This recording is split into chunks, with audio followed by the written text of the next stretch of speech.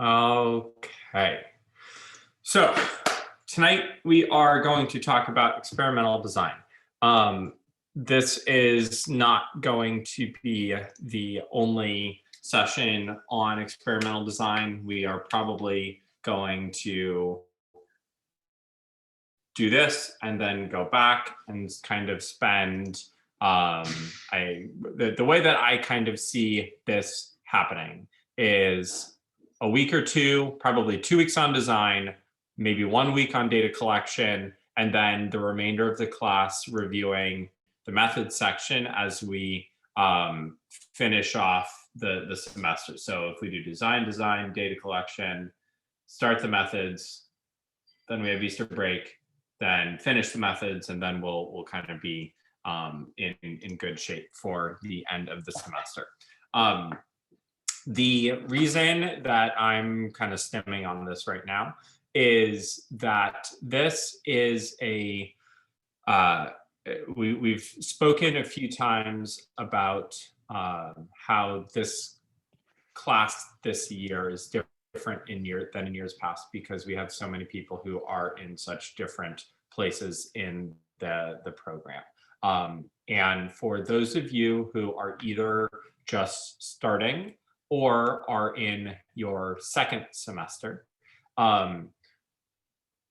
this class is now where 100% of where you learn about experimental design. You're not learning about it in ABA 1, you're not learning about it in ABA 2, you're not learning about it in ABA 3. It is right here. So this 2-week period is our opportunity to give you anything and everything that we know about experimental design, which is, I am confident in saying, a lot, and getting that to you in a short amount of time is very, very challenging. For those of you who are towards the end of your semester, I'm looking at Christine, I'm seeing Isaac, I'm seeing Molly and Clarissa, Maddie and Jennifer, Rianne, a couple others out there. You guys have had this before, but it's always been a part somewhere. It's never been the focus. And with the 5th edition task list that's coming out, and the redesign of the VCS, this is it.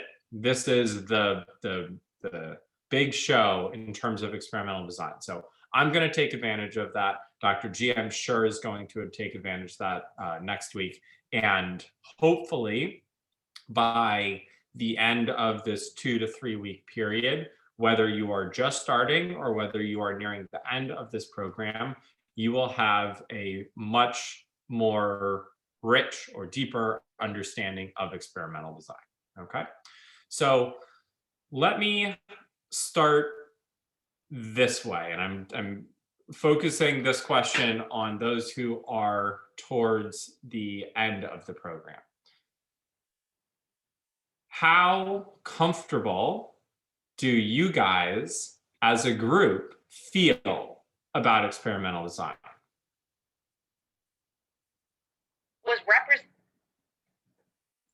What was that? So did someone say something, or? I saw someone give a thumbs down. Laura said thumbs down. Anyone else? How do you guys feel? Do you feel that you have any sort of confidence? Do you feel that you kind of a little bit understand a design? Do Christine's kind of, Katie's kind of, this is why we are doing this now in this course.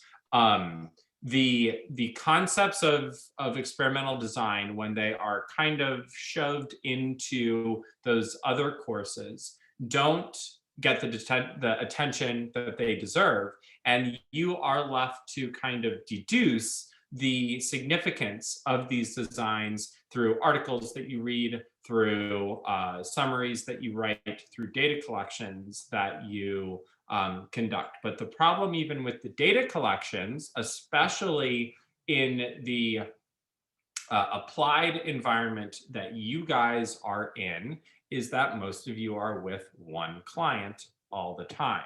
You don't have access to great numbers of participants. You don't have access to all these different settings or behaviors or whatever it's going to be, that allow you to experience what the function of experimental design is.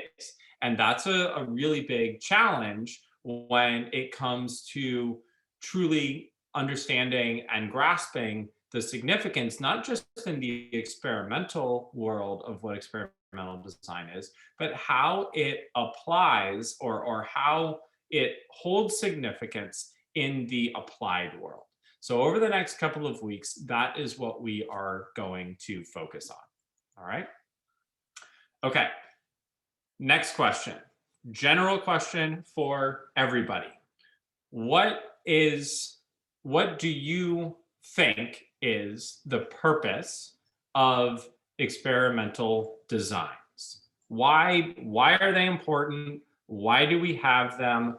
Why is that the reason that so much research doesn't get published? The lack of strong experimental design. Why is this, of all the things in behavior analysis, why is design so important? If we have an inappropriate experimental design, then we won't have significant experimental control over the variables in the experiment. So the answers that we come up with may not truly represent the relationship between the variables. Okay. That last word that you just said, or almost last word that you just said. Relationship, right?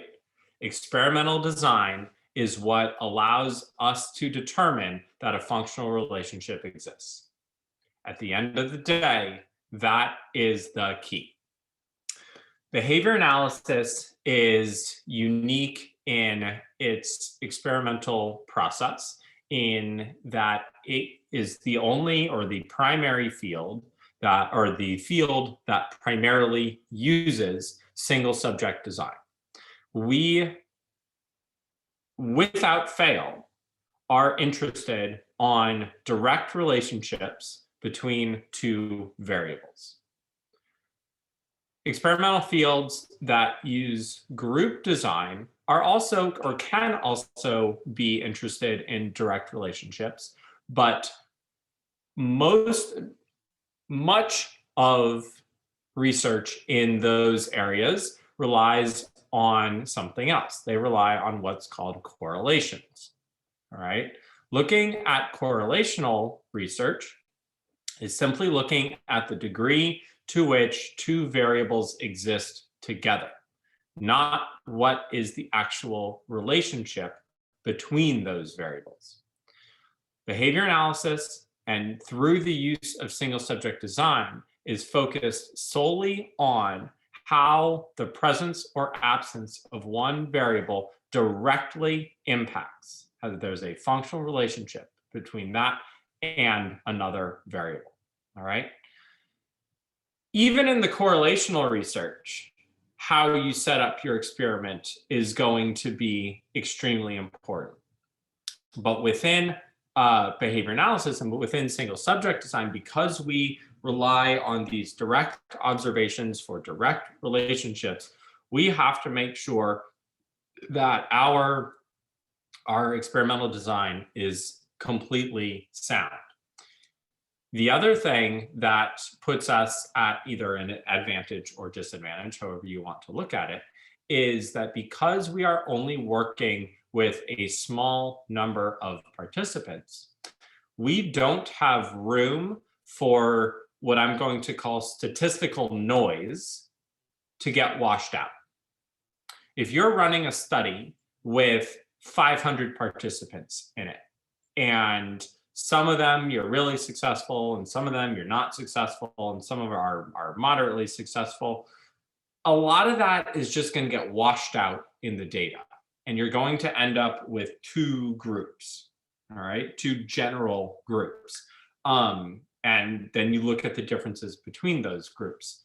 We don't do that. We look at very small or specific differences, either between individuals, 1, 2, or 3 or 4 individuals, or between behaviors or settings of individuals, all right? We have to have these precise designs that allow for us to extrapolate information from 3 participants, 4 participants.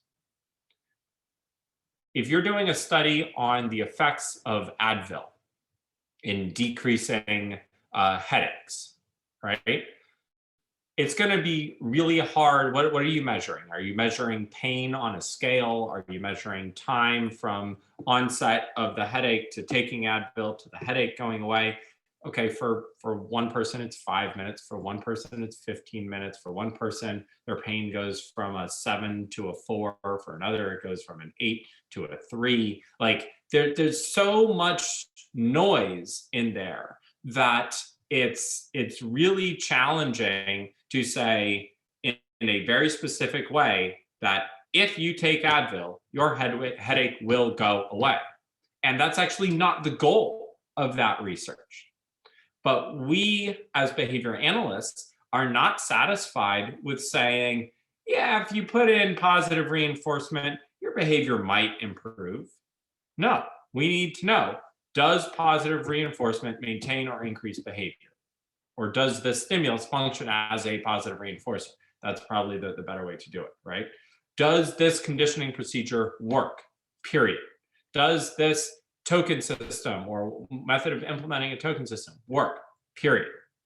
We are looking for causal relationships. We are looking for those functional relationships, and single subject design is the means by which we do that. All right. Quick aside. This is something that I said in the first class that we had that Dr. G and I gave together, and it's something that I think is really, really, really important for all of you to internalize and really, really come to understand. Single subject design, while it is experimental in nature, is not limited to the experimental analysis of behavior. Single subject design plays a significant role in applied behavior analysis, much more so than we either give it credit for or take advantage of. All right. So what do I mean by that? We are tasked with providing evidence to some payer, whether it be a insurance company or a taxpayer, vis-a-vis the school system, with showing unequivocally that our instruction, interventions, or tactics change the behavior of an individual. Period. In order to do that, and I would extend that to say that we are tasked with showing that the ABA clinic or the special education classroom that is utilizing behavior analysis has to show that that specific location is responsible for those behavior changes, right? There are other special education settings within a school. You can have a child in an inclusion setting. You can have them in a self-contained special education classroom that does not utilize behavior analysis. You can have them in a private school. There's that there aren't really other clinical like full day clinical options that aren't behavior analytic, but insurance companies absolutely want to know that the school isn't a better place to remediate the needs of this child, right? So we are tasked with showing unequivocally that behavior analysis is the causal variable for changes in our children's behavior. So in order to do that, what do we have to do? We have to show through probes, through baseline, through data, through intervention, through post probes, that what we did was effective. How many of you are publishing any insurance reports in Java anytime soon? Anyone? What about an IEP? Is that going into Java? No, didn't think so. You're using the concepts of single subject design to demonstrate effectiveness to your payer, to the insurance companies, to your principals, to your parents, to your stakeholders. Without that design, they wouldn't be funding us. If we didn't show, yeah, the behavior was kind of here, and then we kind of did a thing, and now the behavior's kind of here, and it's all just moving along, and everyone's happy, we wouldn't be spending, as a country, millions upon millions of dollars in funding behavior analysis. We can justify that by saying behavior was here. Then we taught something, now behavior is here. Or if it's maladaptive, behavior was here, then we put in this intervention, and now behavior is here. That might not be a publishable design, but it is using the elements of single subject design to justify the decisions and the interventions that you are putting in place. All right. Experimental research, or not, sorry, single subject design is not limited to the domain of experimental research. I really want you guys to understand that when you go into a classroom, when you sit down to write an insurance report, thinking of elements of design will help you provide more sound behavior analytic interventions, period. Okay, sound good? Okay, cool. So I guess the point there is, if you never plan on publishing anything, you still have to listen to this lecture. All right. Oops. Undo. Change color. What color should we use today? Let's use blue. All right. When we are doing experimental research, or when we are working with single subject design, we have two primary types of designs that we are going to be working with. The first is called a within subjects design. The second is called a between subjects design. These are the exact same two categories of design that large group studies use, that psychologists use, that doctors use, or that medical researchers use. These are in science, in quantitative research. These are the two types of designs. So what are they? Within subjects designs means that you are using one participant to show a functional relationship. You are saying that by manipulating the variables, or how these variables affect a single individual, I will be able to demonstrate control. I will be able to demonstrate a functional relationship. A between subjects design is saying that I can't demonstrate that functional relationship with one individual or across one behavior setting. I have to have multiple individuals in order to show that. All right. So we are going, so within subjects is control within. Control can be demonstrated within the individual. Control requires multiple individuals or behaviors to be demonstrated. All right. So our within subjects designs are generally called reversal designs. I'll get to exactly what those are and what that means. Our between subjects designs are called multiple baseline designs. When you look at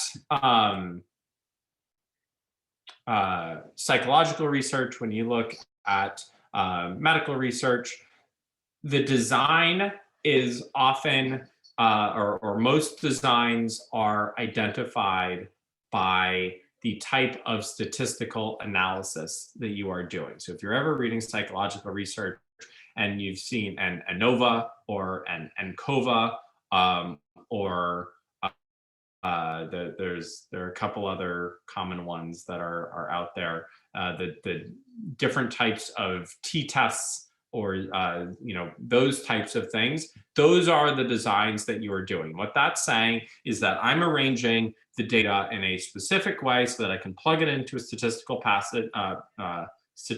package, and it will tell me whether or not I have significance.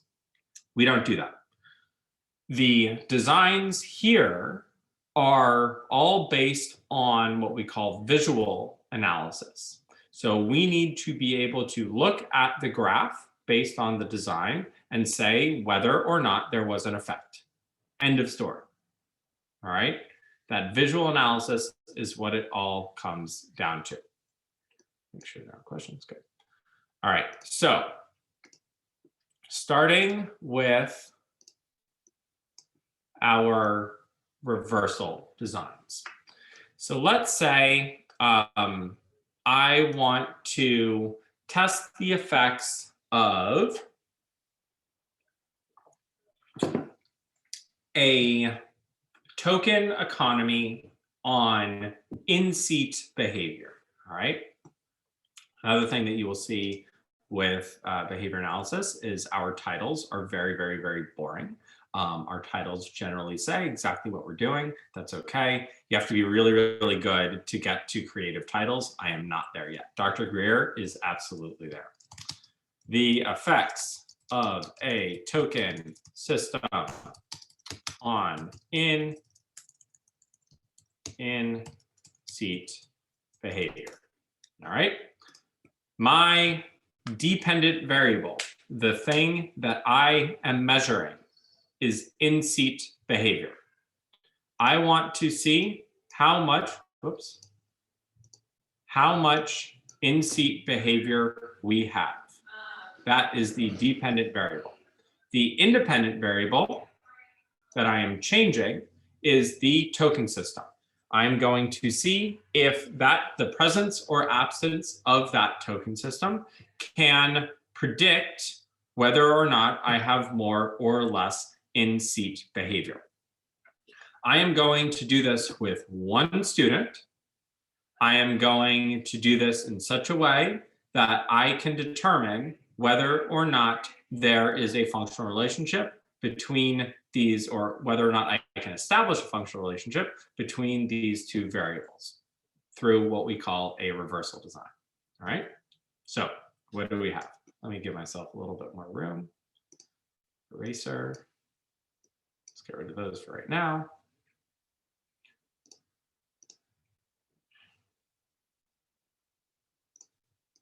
Let's make this a little bigger. Okay. Those of you who don't know, I have wonderful art skills on these electronic whiteboards. You will come to appreciate them, I promise. All right. So on our y-axis, we have our dependent variable, in-seat behavior. On our x-axis, we just have sessions, whatever it is that we are doing. All right. Okay. Those of you who have been around a while, what is the first thing that I am going to do in order to begin to show experimental control for this study? Let's assume that I have a procedure, I have everything written out, I know what I'm going to do, I've done the lit review, I'm actually sitting down and starting. What am I doing? What is my first step?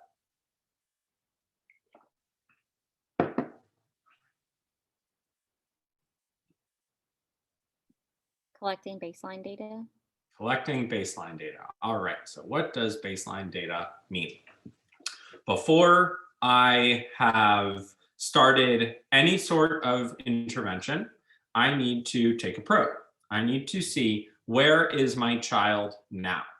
If the first thing I do is intervene, then I won't be able to tell if there was any effect from my intervention. So the first thing I got to do is find out, where do we stand? All right. So let's start with kind of the cookie cutter assumption that without a token system in place, my child emits very low levels of in-seat behavior. I'm leaving my y-axis blank, but this could be seconds, this could be minutes, this could be number of opportunities to actually sit down. This could be any number of different measurement techniques. Not so worried about that right now. What I want you to key in on are two things. First, that my baseline levels are 1, low. There's a lot of room up here on the graph to move still. And 2, they are steady. There is not a lot of variation between the highest data point and the lowest data point. And we'll come back to that later. All right. There we go.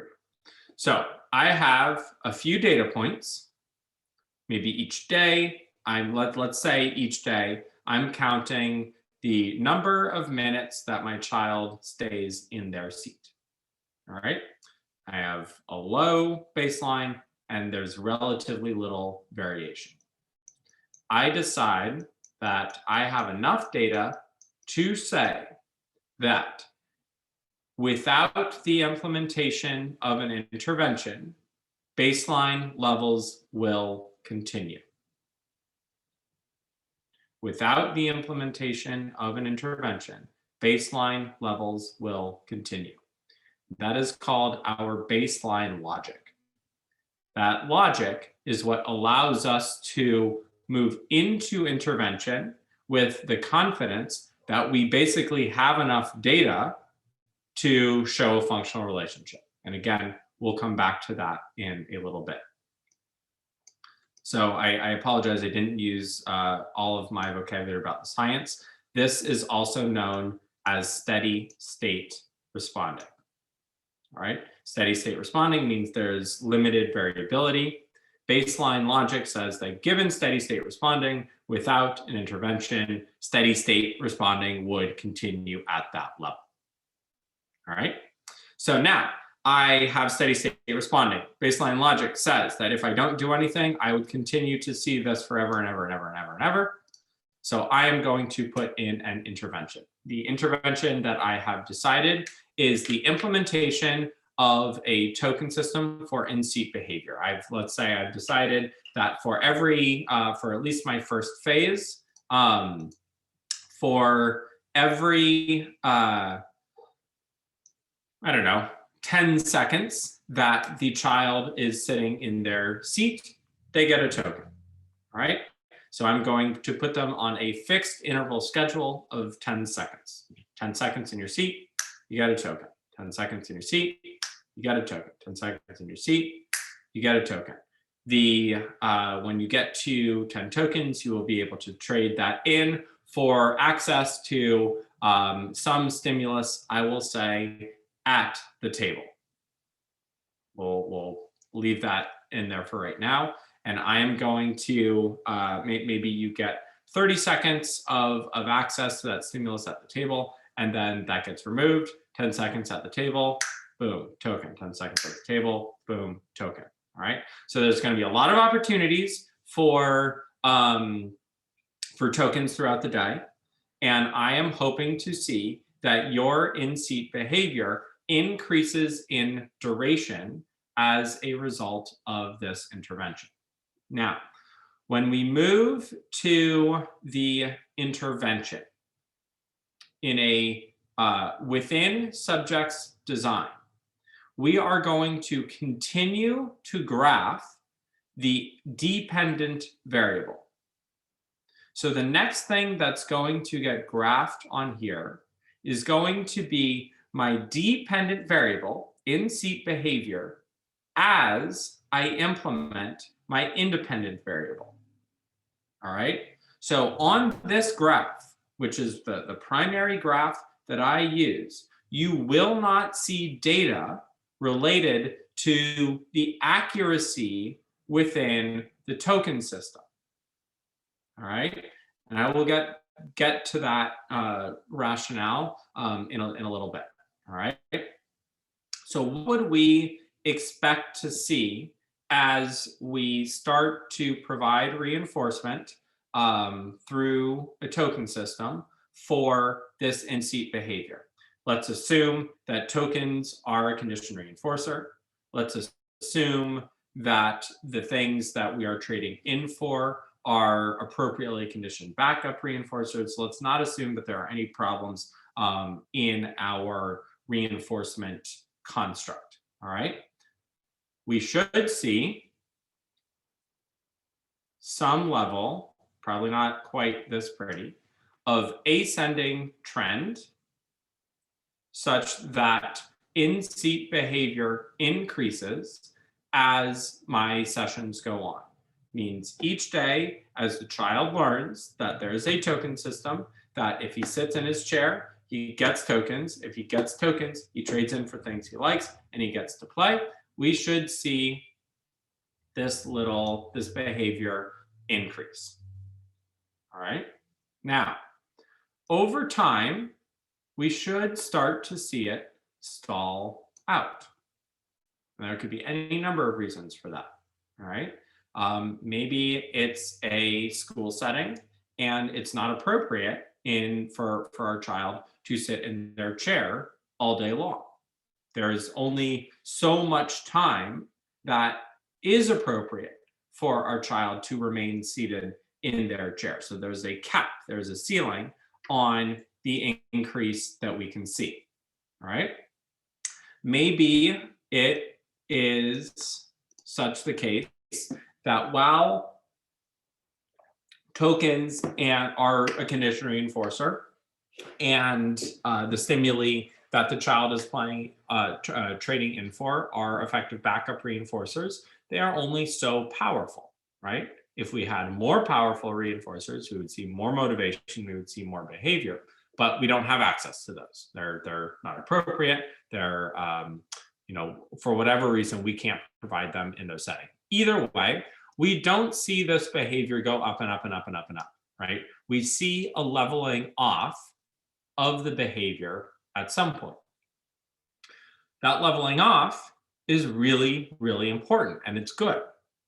We are showing that we have reached the amount of behavior change that we expect to see as a result of this intervention.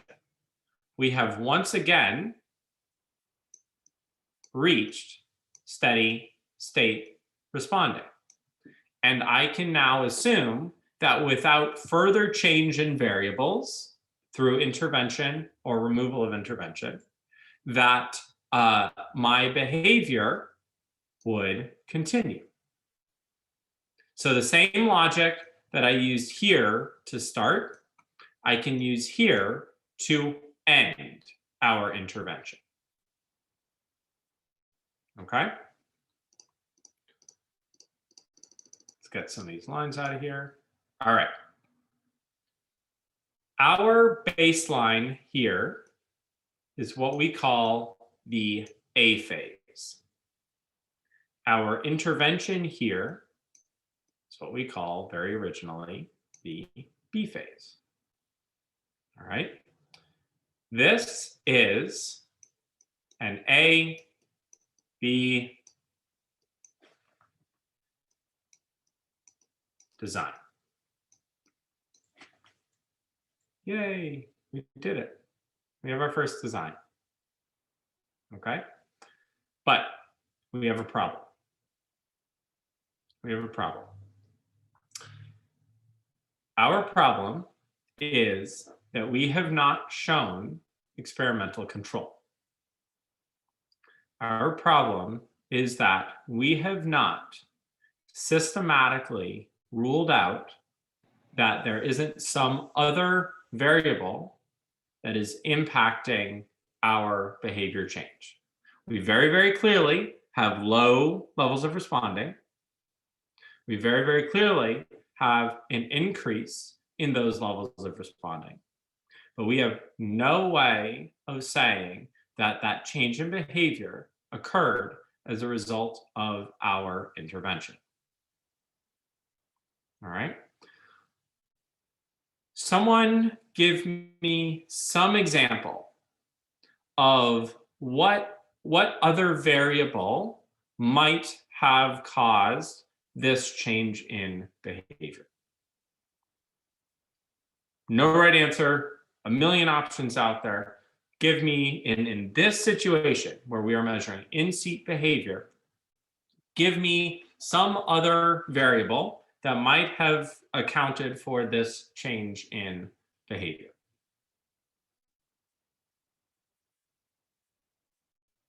I'll start it off just so you can get the context that I'm looking for. Let's say that this behavior change occurred after a parent-teacher conference. And the teacher told the parent, really having a hard time keeping your child in their seat. Here's some data, the behaviors, it's really low. It's really a problem. Parent goes home and says one of two things. If you don't start sitting in your chair, ... or if you do start sitting in your chair, you'll get ... So it's possible that a contingency that the parent put in at home could it be impacting the behavior of the child at school. Do you see that? That makes sense to you guys? All right, give me some other examples. What are some other behaviors that are not our independent variable that might have an impact on this variable that we see here?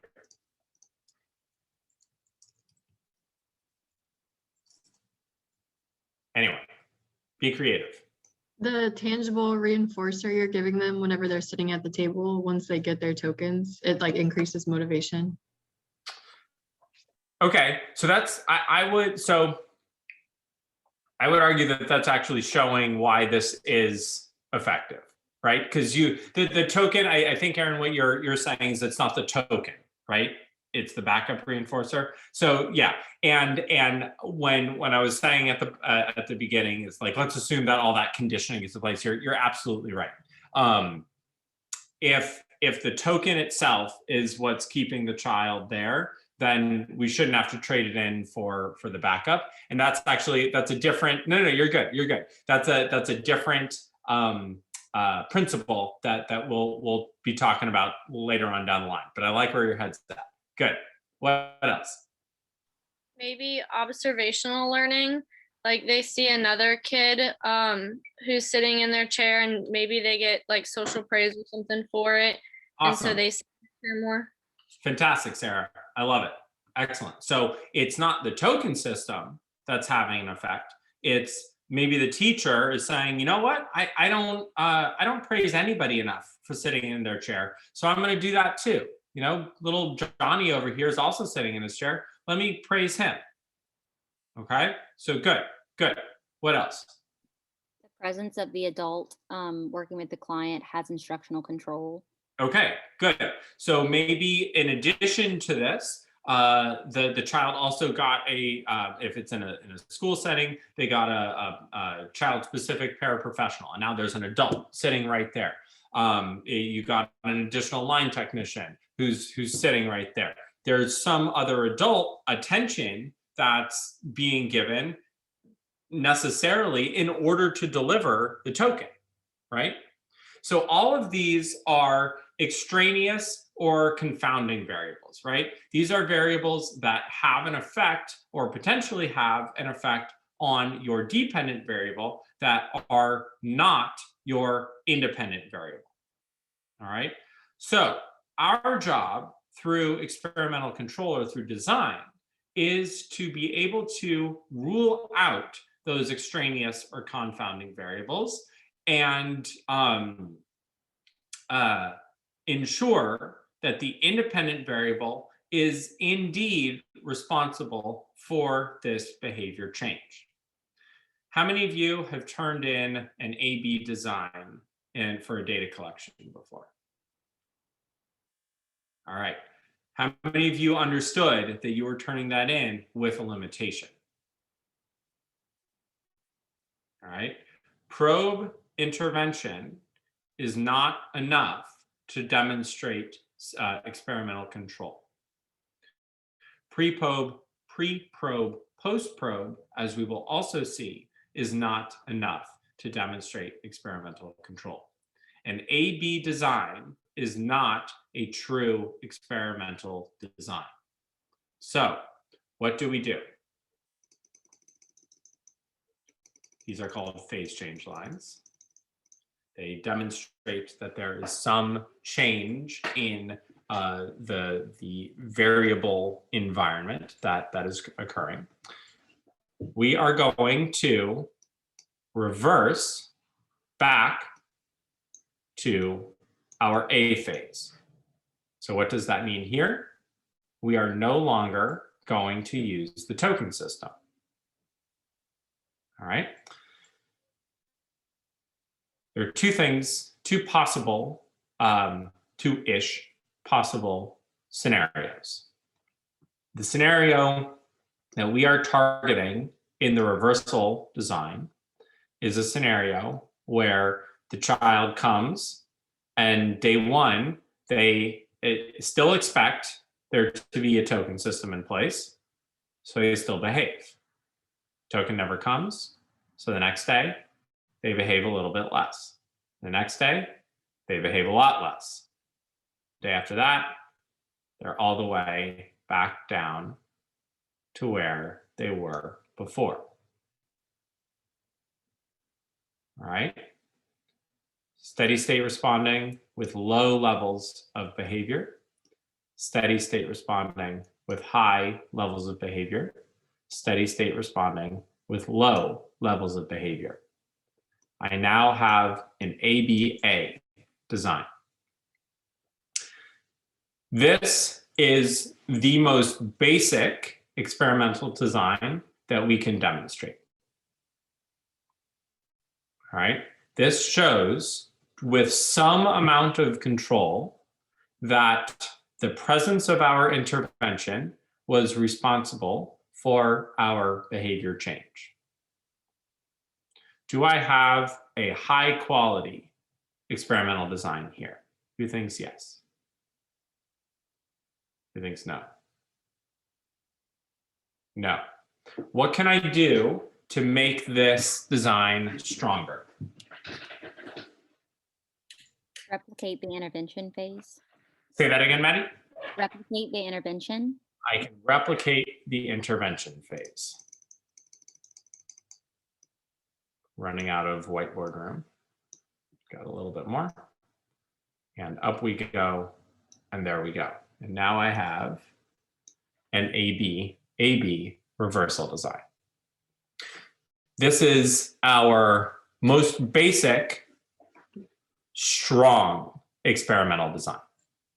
What I have here are two reversals, an AB and an AB, that allow me to say that it is indeed the presence of the token system that is actually controlling whether or not my child is sitting in their seat. All right. So let's talk a little bit about those other scenarios that might dissuade me from saying that. So I go back into my A phase and the behavior maintains. All right. So I've now removed the token system, which I was attributing to the behavior change, but is not there, and the behavior is still occurring at a pretty high level.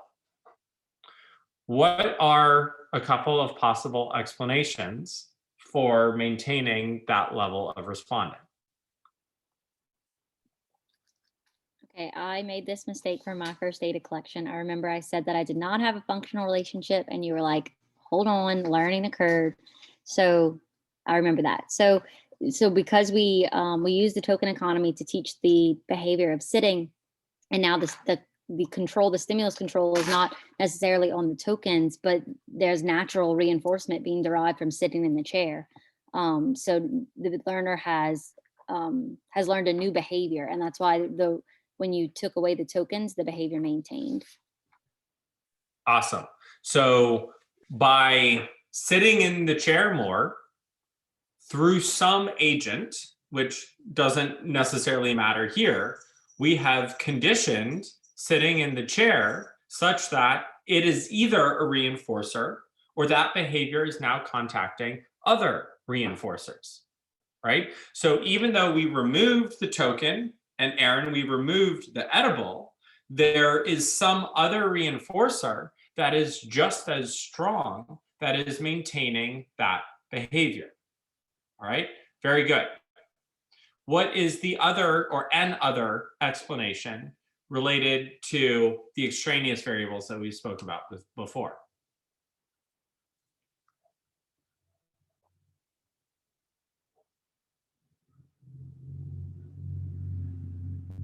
Any thoughts? One of the extraneous variables is what's increasing the behavior. Exactly. One of those extraneous variables is still in effect. All right. If we have an ongoing threat or possibility of reward or reinforcement at home, doesn't matter what's happening at school. I don't want to get yelled at by my dad, or I do want to get that video game system from my parents at the end of the semester, right? So something else is still controlling the presence of that behavior, even though the token system is out, all right?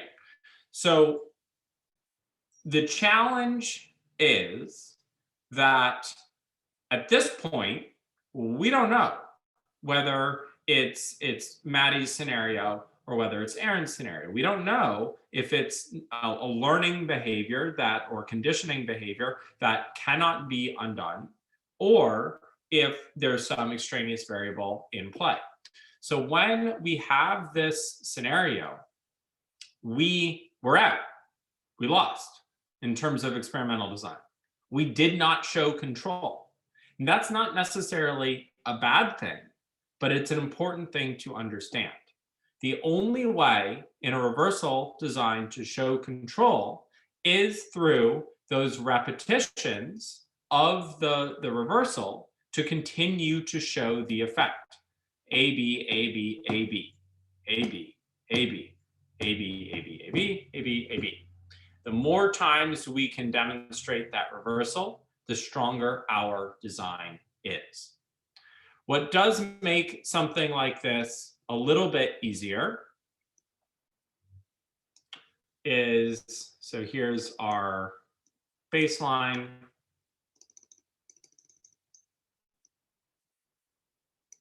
That's too high.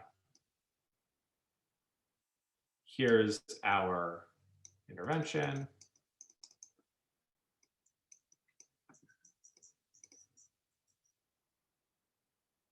Here's our baseline.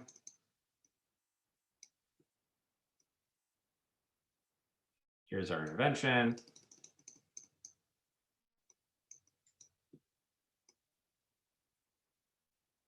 Baseline, intervention, baseline, intervention. All right. Over time, what we see is the shift from A phase to B phase gets less and less and less. And what's happening is the child is learning in that situation, learning through the experimental conditions that I need to behave one time and I know what condition I'm in. All right. If I sit down and I get a token, I'm sitting down all day. If I sit down and I don't get a token, I'm not sitting at all. And through that, I'm able to shift very, very quickly between these two phases. All right. So it's not going to be the case that to show experimental control, you're going to be going on and on and on and on and on and on forever, trying to go up the mountain and then down the valley and then up and then down and then up and down. You'll be able to switch back where it might be that you could get through these 4 phases in 4-hour-long sessions and be able to switch it that rapidly. All right. A lot of times in experimental conditions, when they're doing, or in experimental settings, when they are doing, researchers are doing reversal designs, what they will do is they will get some sort of marker or SD, stimulus discriminative, that will signal what phase you are in. So maybe when there is a blue sticker on the desk, we are in the token phase. When there is a yellow sticker on the desk, we are in the no reinforcement phase. So the child doesn't even have to sit down. He just has to look at the desk. Blue, boom, I'm sitting down. Where's my token? Right? Yellow, see ya. I'm not doing it at all. So it's okay to have that sort of SD that will allow you to switch between phases a little bit more rapidly. All right. Are there any questions there about the reversal phase? In the intervention phase, when you like reverse it back to intervention for like the second time, can you switch, like say the first time it was 10 seconds, the second time, could it be like 20 seconds, or do you always have to go back to the same exact one? It depends. All right. So it depends on what you are trying to do and what you are trying to show. If you are trying to demonstrate a basic experiment functional relationship, you would want to keep that at 10 seconds. If you are trying to simultaneously conduct research in an applied setting in a way that is going to be meaningful to your child, and you're basically trying to show that I can extend this, then it would be okay to change that duration. But then that change in duration becomes part of your treatment package. And you would probably, what you would be looking for there, I would think, is some sort of hybrid between the two types of outcomes that you're looking for. So what I mean by that is you might be expecting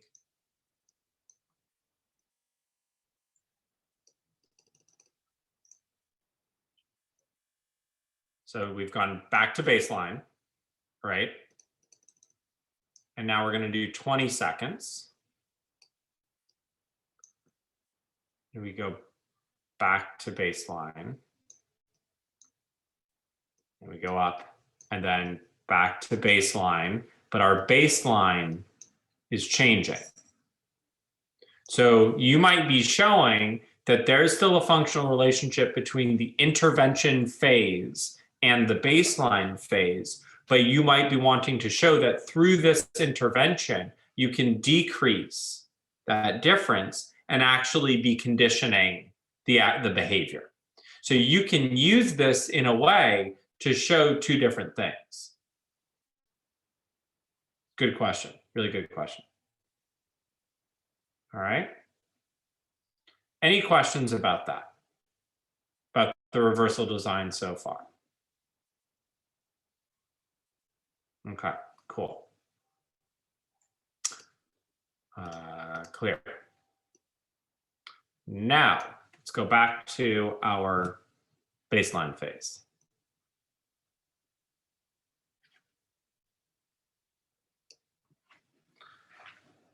That's my baseline. Same behavior, same intervention. Can I intervene?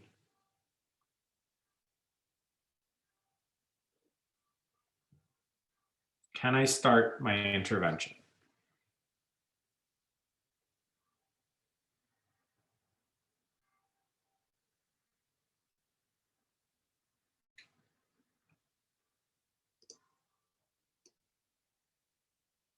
That's my baseline. Can I intervene? No, because you don't have steady state, SSR. I can't Steady remember. state responding, Yes, right? exactly. Okay. I have a trend though, right? It's steady. It's just steadily ascending, right? You're right, Aaron. You're absolutely right. If I were to intervene here, go ahead. Go ahead. Oh, I was gonna say, is it because it's already increasing? So if you put in an intervention, it's not necessarily because of your intervention. It could have done that on its own. Exactly. So if I go like this, I have no idea if that change is a result of the intervention or what was happening before. I try to stay out of politics whenever I can in these classes. But one of the oldest political tricks in the book is about a year or so after a presidential shift, people will show the stock market graph. Whether it's your side or the other side, will show the stock market graph and try and attribute any gains in the stock market or losses in the stock market to the president. And the first thing that you need to do when you look at that is extend the graph by a year or two previously. And so if this is the slope that you see in the stock market, you need to see if that was the slope before that presidential change. And oftentimes it is. And the same thing the other way. It's very, very, very rare that you see stock market, president, stock market, or vice versa, right? So without that steady state responding at a stable, low, or high level, you can't attribute it to that interventional change. All right, good, Aaron. So what about, though, that first one I showed? Can I intervene?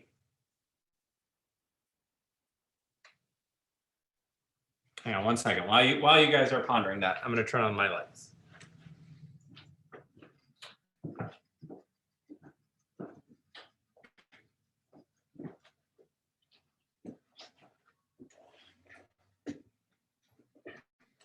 Okay. Can I intervene?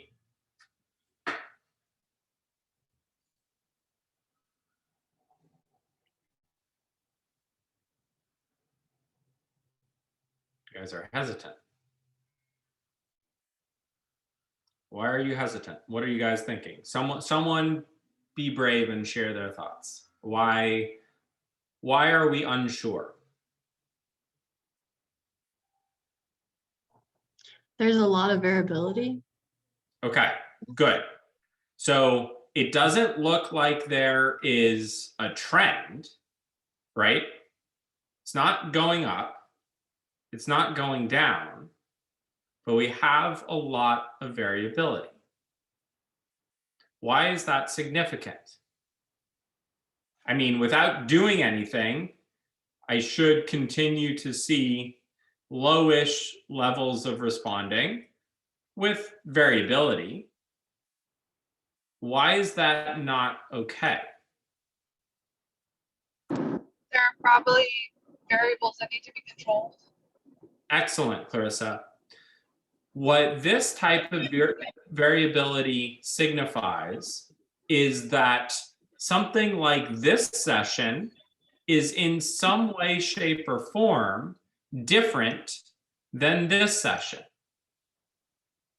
So in one session, A or B, there is the presence of some variable that might be impacting what I eventually do. And until I understand what that variability or what that variable is that's causing that variability, I can't start my intervention, because without that, I can't be sure that it's not going to be present and account for some amount of behavior change within my intervention. All right. So maybe in my in-seat behavior, ISB, we will call it, graph and design, these are days when I get to sit next to my best friend. He or she comes to school, they sit next to me. I love when they're there. They're not always there for some reason or another. When they are there, I sit in my seat more. Here, they're absent. They're not there. They're my reinforcer for that behavior. I'm not going to admit the behavior. Some other variable is present on these days. How many of you have had a program that you're running? You see a graph, something like that. Anyone seen that graph before? Yeah, me too. One sec. Okay, cool. What often can account for that type of responding on a graph? Be cynical. Fidelity of implementing the intervention. With whom? Between whom? Like across technicians. Cross technicians. Tech that knows what they're doing, tech that doesn't know what they're doing, right? That can be in general, that can be for a specific program, it can be for any number of things. If I were to put a tactic in place here, what would I expect to see?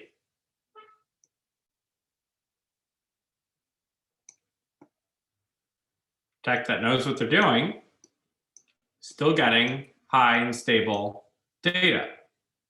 Tech that doesn't, still getting low and variable data.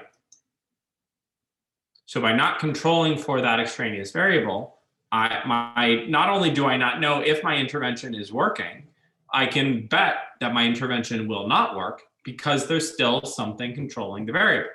So what can I do? I have my best friend. I have this type of responding, even went negative. They never even got into the classroom that day. They stood on their desk. I don't know. First phase, move the friend to the other side of the room.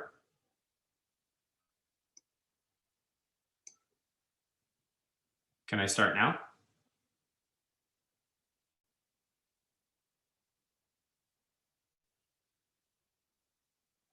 Friend is not always present, but sometimes present. Friend is moved to the other side of the room. Can I start my intervention with my token system? See a couple yeses, I see a couple nos. Someone who says yes. Give me an explanation.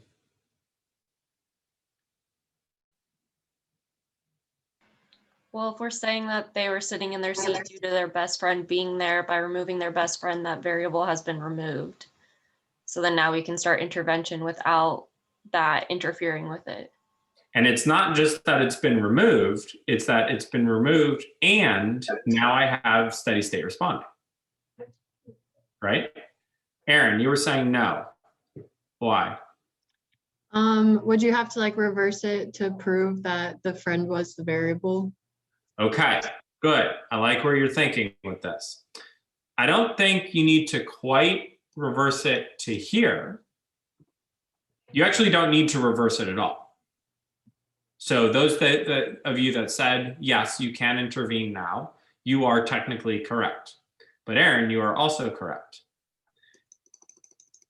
You could also move the two kids directly next to each other with consistency and see what happens. And then reverse it. And then reverse it. And now what can I do?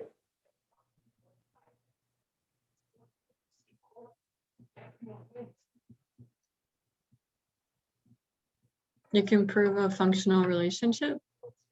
I have a functional relationship here between the child where the friend is sitting, where the friend is when the friend is not sitting there. That doesn't say anything about my token economy. At this point, I can put in, I'm going to draw an extra big phase change line. And now I'm going to put in my token economy. And I get up here. I've just put in a different intervention. I now have friend plus token economy, and I have a more powerful outcome. All right. Is that, can I do that? Is this allowed? Did I break the rules? Wouldn't you have to do the token economy without the friend too? Ah, okay. Need to extend my whiteboard. Yes. I can go back and forth. Sweet. Token economy.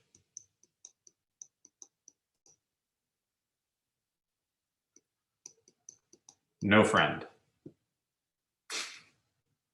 This is my 10th condition. Now what am I going to do?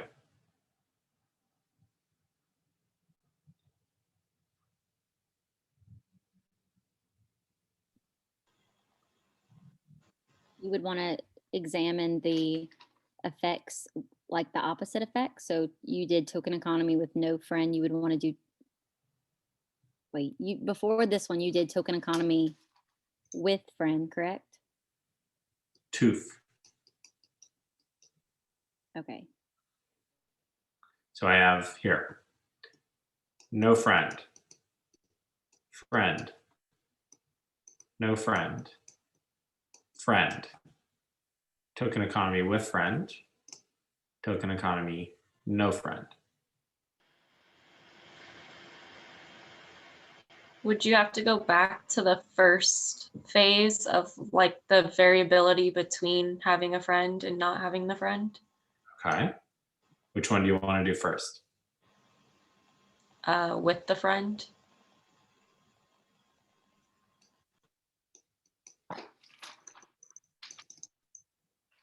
Then what? Then token economy with no friend again. Then what?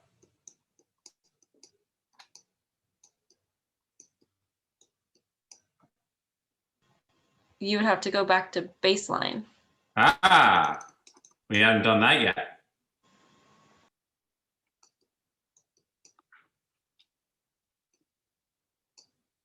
What do we have going on here?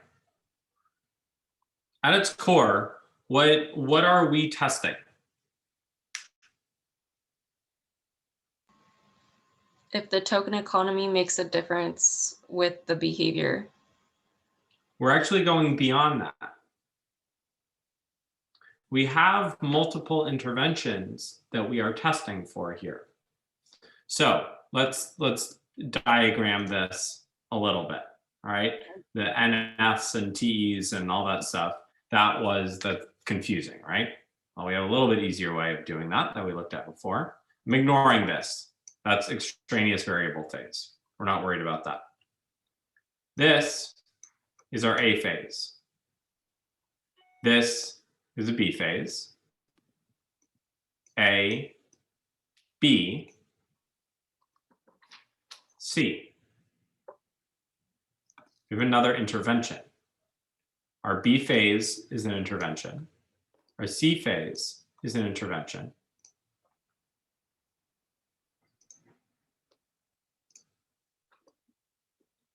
D. Or D phase is an intervention Why is it D and not B? because this is our B. Friend, just friend, was B. Oh, okay, without the token economy. Exactly. Okay. B, D, A. All right. What we have here, not systematically done, is what we call an alternating treatments design, reversal design. Here, we are hopefully going to be setting up our designs such that we can compare multiple interventions simultaneously. All right.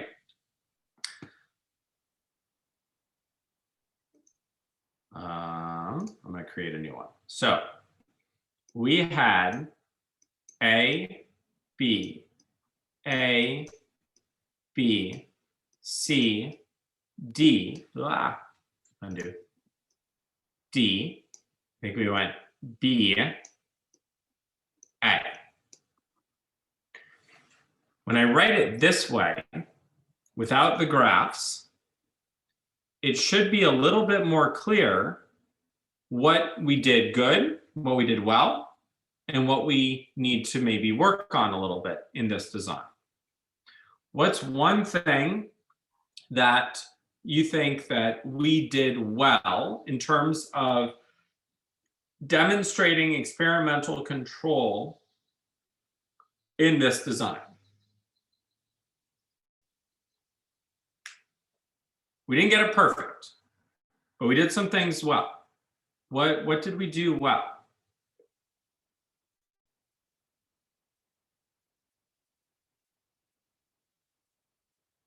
We started off with the reversal design. We replicated the baseline and the intervention phases in the first 4 phases. Okay, good. So we have kind of like a within experiment control session, right? We can almost look at this as our first baseline, right? Good. What else did we do well?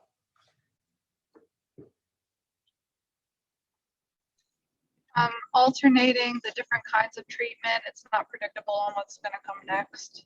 Excellent. It's pretty random what order we went in, right? We are avoiding treatment effects and sequence effects.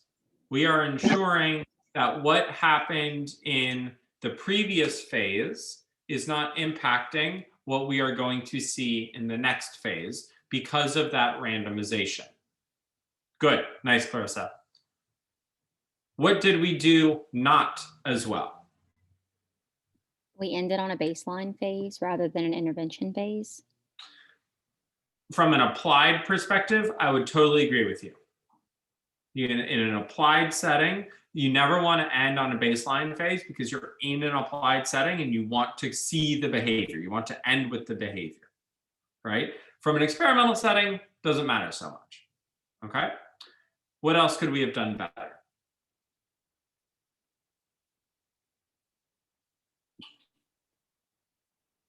There's replication for some phases more than others. So you're going to have more data collected for some interventions in comparison to others. Good. So had I kept asking the question, I assume we would have inserted more C's and D's in there. But as it is, we only have one C phase and one D phase. So there's definitely a concern there. Good. What else? One really, really big one.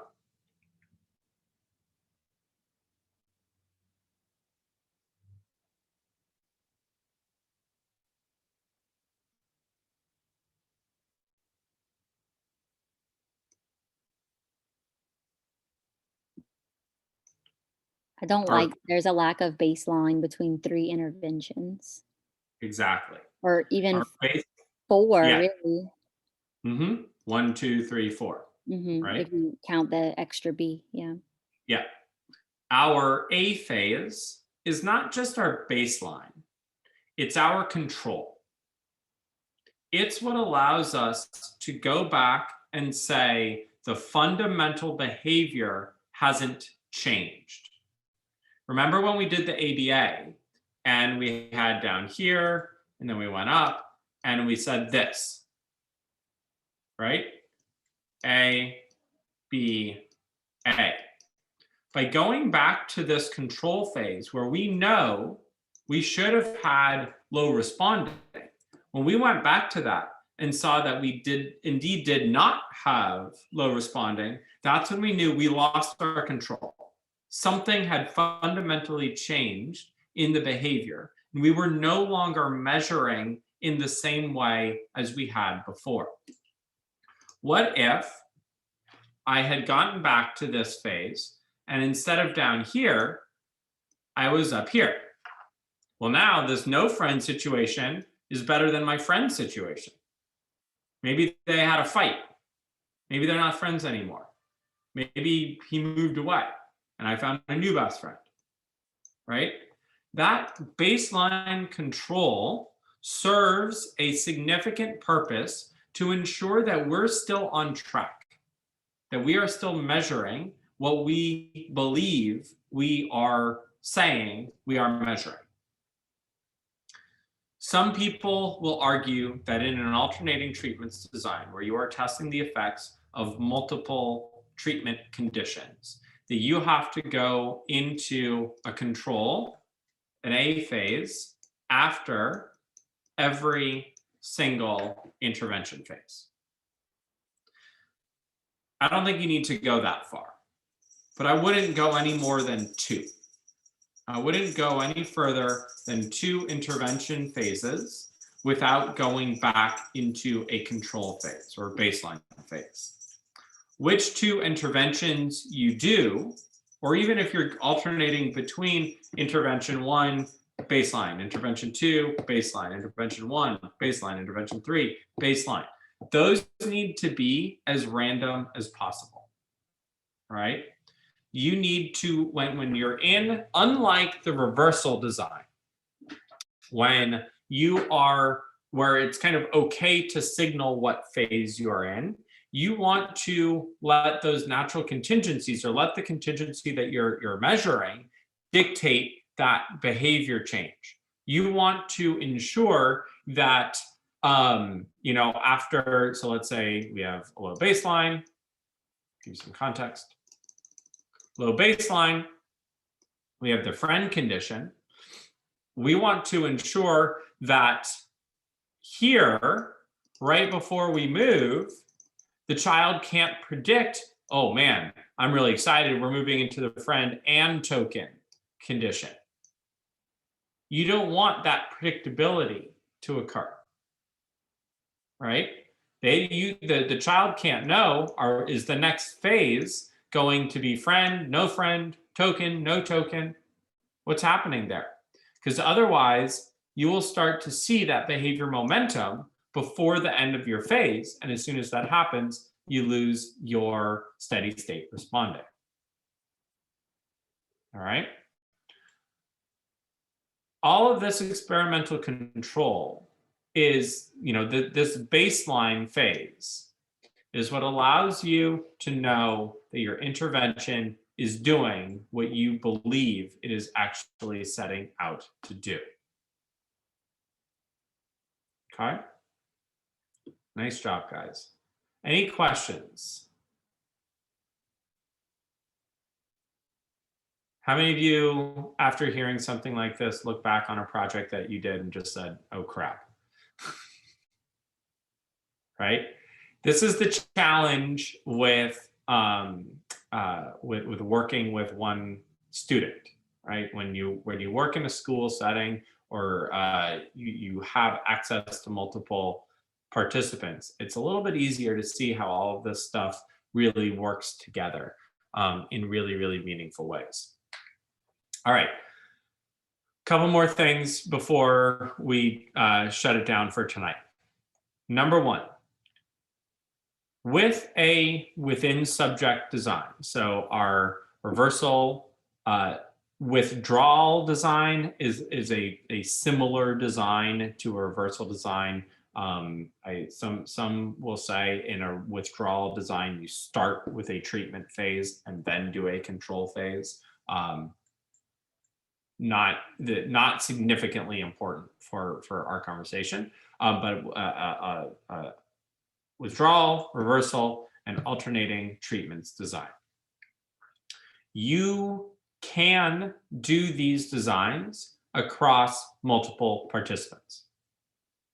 You only require one participant to demonstrate experimental control, as long as you have those multiple reversals. Having an additional participant will show additional control, and that is not a bad thing. That is very much not something that is looked down upon, all right? The more participants you have, the better off you're going to be. That will always hold true. So if you have 3 participants in a within subject design, always consistently showing that that experimental control within the reversals, great, absolutely fine. Those, as we will move towards next week, the difference that we will see is that in the reversal designs, those participants move independent of one another. All right. So you don't have to wait for one participant to respond in a certain way before you start with the other. One is in its own reversal, the next is in their own reversal, the next is in their own reversal. All right. The second thing with within subjects designs is that, and this is the kicker, we can only do reversal designs or within subjects designs with certain types of behaviors. It is not the case that we can always default to a alternating treatments or reversal design. All right. As we mentioned when, let's see, where is it? Oh, it's gone.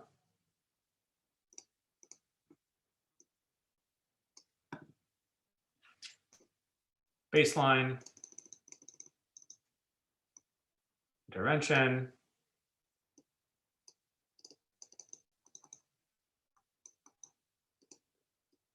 return to baseline. All right.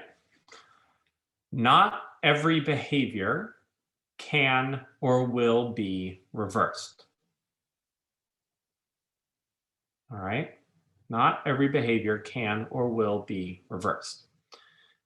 I have a peer tutoring sight word intervention. All right. I test to see whether or not my child or my client knows the sight words before we start. They do not. I teach them the sight words. They learn said sight words. I take out the peer tutoring intervention and I test the sight words again. If I taught something, then just because my peer tutor is no longer there does not mean that my child will no longer know the sight words. Those sight words, once they are learned, can't be unlearned. All right? That's the difference between what we call a performance behavior and a learning behavior. Learning behavior is a new behavior that could not be done before. A performance behavior is a behavior that could be done before, but is managed, the presence or absence of it is managed by the presence or absence of reinforcement or punishment. All right. Reversal designs are based on performance behaviors. What we are going to talk about next week, the multiple baseline designs are designs for those behaviors that cannot be reversed just by withdrawal of the intervention itself. Okay, so the reversal designs are your interventions, your independent variables in your reversal designs are almost always going to be something related to delivery of reinforcement. It can be schedules of reinforcement. It can be types of reinforcers. It can be the presence or absence of punishers. It can be any one of these contingencies related to reinforcement or punishment. All right. When what you're trying to show is that when some reinforcer or punisher is present, behavior does or does not occur. And when it is absent, behavior doesn't or does occur. All right. So there are specific types of behaviors, there are specific goals that we have when we are looking at alternating tree or reversal designs. Sorry, reversal designs. There are different goals that we will be looking at when we are looking at multiple baseline designs in the coming weeks. All right. Those are two important pieces to understand. How do you guys feel about reversal designs? Feel a little bit better? Not so much? A little bit of clarity? As you are going through your research summaries, particularly if you are reading through older Java studies, I want you to be looking at the designs with a new eye. Don't just say they did this design or that design or whatever. I want you to start looking and understanding, see if you're understanding why they chose the design that they chose. How did their selected design help demonstrate experimental control? Could they have demonstrated experimental control through a different design? Could some other design have demonstrated experimental control more effectively than the design that they chose? All right, these are the questions that you want to start asking as you are looking at experimental design, at those experimental designs. Particularly when you see something like that as a baseline. You'll see that. You'll see that. Some studies are awesome about their baselines.